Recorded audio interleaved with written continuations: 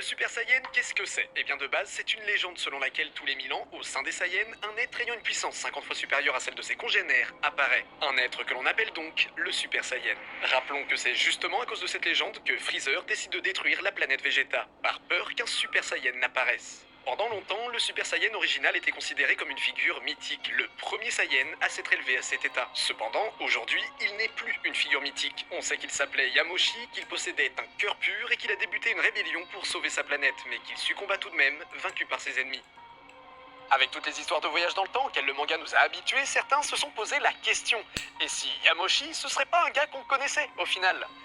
Et si Yamoshi était Bardock, le père de Goku?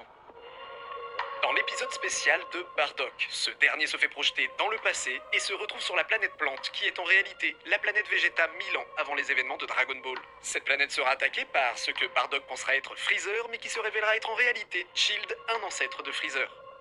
Pour sauver la planète, Bardock se transformera en Super Saiyan et blessera mortellement son ennemi qui, avant de lâcher son dernier soupir, révélera l'existence d'un Saiyan aux cheveux dorés à sa famille.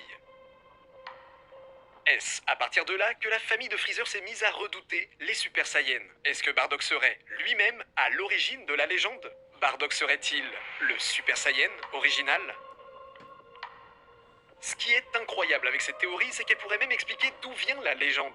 Bardock, conscient qu'il se serait piégé jusqu'à sa mort à cette époque, aurait pu prévenir les habitants qu'il reviendrait se venger dans un millénaire. Tout le monde y aurait vu une prophétie légendaire à l'image de la force magistrale qu'il avait su décupler, alors que Bardock ne faisait que dire la vérité. 1000 ans plus tard, il naîtrait afin de reprendre le combat qu'il avait entamé 1000 ans plus tôt, sans savoir un seul instant que cette ultime bataille dans le futur serait gagnée par son propre fils, transformé lui aussi en Super Saiyan grâce au sang de son père qui coule dans ses veines.